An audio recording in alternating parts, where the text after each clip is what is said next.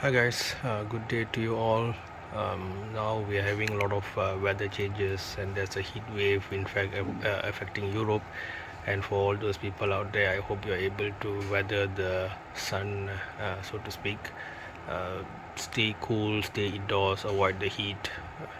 You can wear some light summer perfumes to keep your mood up. Okay. Now, today I come with this perfume by Elizabeth Arden, which is my Fifth Avenue, a flanker of the original Fifth Avenue. Now, when I look at this perfume, first of all, talking about the bottle, I like this bottle. Okay, the colors. Okay, if you see colors here, actually, it's because of the color under the bottle, right? The bottle is actually just a see-through, so don't go to the shop expecting multicolored spectral lights shining out of this bottle. It's just a plain see-through bottle for your information. However, the way the bottle is designed, I like it. Okay, there are many female perfumes. Versace is quite guilty of this. You can see that it's very made in a very emo teenage girl kind of a very bright crystallic and all those things, right? It's very and busy looking, hyper colorful, all those things. So if you're in a more young emo phase of life, then those designs would work somewhat. But for people who are more serious, people who are a bit more mature, uh, and they're at the peak of their life career, so this would be perfect. So when somebody sees the bottle itself on your wardrobe, it conveys somebody who's a sophisticated person with taste, right? It's not too ornate or shouting. At the same time, it does have certain blend of style, certain lines that are elegant, and yeah, it does remind me of Fifth Avenue in terms of the skyscrapers and all that, right? So they got the theme right, so that's cool. Nice work on the bottle. Now to go for the notes themselves, right? Because it's all about the juice. So it opens with the notes of lemon, ozonic notes, violet leaves, mandarin orange, some floral notes, which I guess it's their own blend. They want to say what it is. Then there's rose, head on, lily of the valley, pear, jasmine and pear a bit strong, lotus, and a base of orris, amberwood, cedar, and musk. Okay. Yeah, many people compare with this with Jado by Dio, but this is its own blend. There is similarities, I don't deny that, but jasmine kind of vibe is there as well. But I think this is still its own thing. Okay, so the debate of whether it is similar or not to Jado, to me, is secondary. Spray this on, you like it, just buy it. That's all. There is no much argument there, because these Elizabeth Arden perfumes are usually quite well priced. And then in terms of the feeling you get out of this, well, certain people surprise me because I take part in discussions with friends and I read articles and all that. So there are comments, for example, like this reminds them of some old warehouse or some dusty old place rather than something fresh. Was interesting to me because I didn't get anything like that. But I have perfumes in the past, especially those with grass notes, that I had this old warehouse dusty. I think maybe the notes, maybe the perfume were kept in a very warm place or something. Perhaps maybe the contents became a bit spoiled. Maybe that's the reason. I don't know. Or it's just the strain of the grass used for one person's trash is another person's treasure, right? So anyway, that's my experience. For example, Hermes H24 and some such grass vibe perfumes, or herbal vibe perfumes give me the old barnyard. Or this one, there was also a Cartier. It has this like kind of a dome shaped cover. I can't remember the name of it, and also gave me the feeling. Okay, anyway, back to this.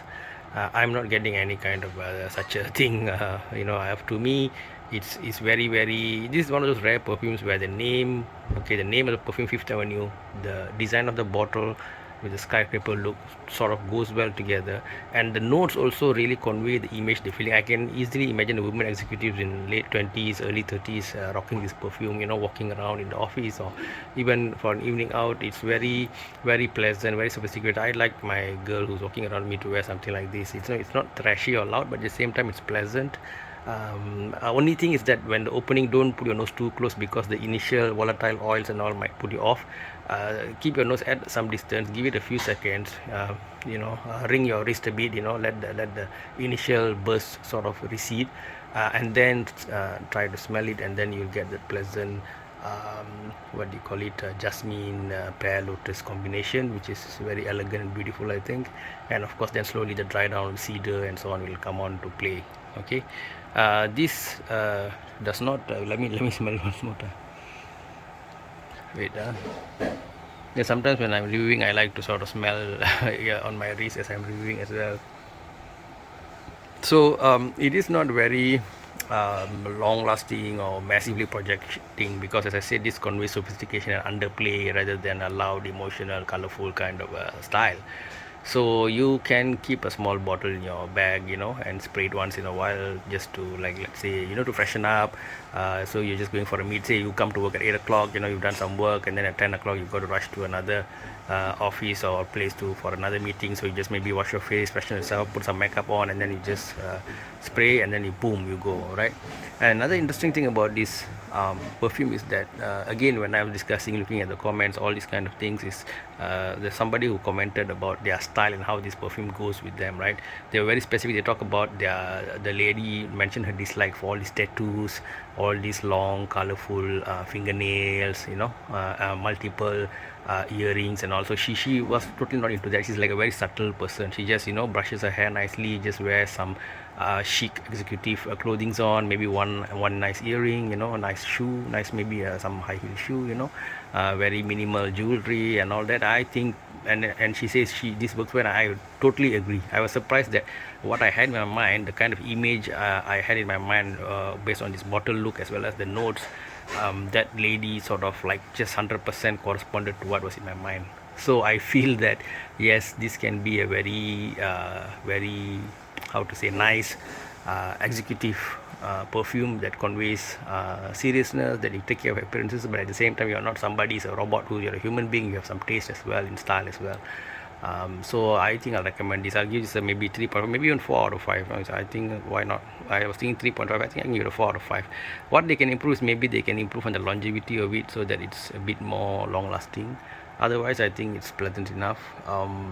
Okay, the caveat being, of course, see, perfume, whatever we say, is ultimately subjective. I'm talking about my nose, my perception, my life experiences, right? Like jasmine conveys to me a sense of, it's always like a pleasant smell for me. Some might not like jive with it. Okay, so definitely smell it on your nose. If it gives back like not so fun experiences of the past, and you don't feel great, having a great mood, then by all means don't get this. But if your mind sort of syncs with what I'm talking about, if your taste sort of tallies with what I feel and all that, then yeah, why not? You can rock this, and this can be even your signature perfume. All right. So the reviews are always something to give an idea. So normally when I buy perfumes, I listen to the reviews to sort of get a rough idea. Then I'll refine it by going to the mall and spraying some on, and I sometimes read about comments by people, or listen, chat with friends and so on. And then through that I get like a more clear picture. Okay, and then after my own testing and all, then I'll come to the final conclusion of getting it. This is my formal way of getting a perfume. Of course there are all those impulsive buys, and sometimes randomly you get stuff, and all these things are always there, right? I'm just they are equally valid if you are in that kind of a mood. But for somebody who's maybe not a collector, somebody who's just looking for a scent that they're going to use for maybe a few years, right? Some people just will wear the same perfume for a few years. Then I think that pathway is reasonable. You look at some reviews in whatever media that you have, and then you sort of go to the shop, you put it on yourself, and then you maybe even take a few days if you have the time, and then you say, like, okay, you pull the trigger and get it, and hopefully it's the right decision. Okay guys, thanks for listening to my thoughts about Elizabeth Arden, my Fifth Avenue. It's a bit longer than the usual review that I do, but I think it's worth it, because this perfume has some interesting things that were worth talking about. Okay, so as usual, share your comments. I would love to hear your experiences with this, and whether there's any other Elizabeth Arden or other lines that you feel is great for the working woman. Okay, thank you, bye bye.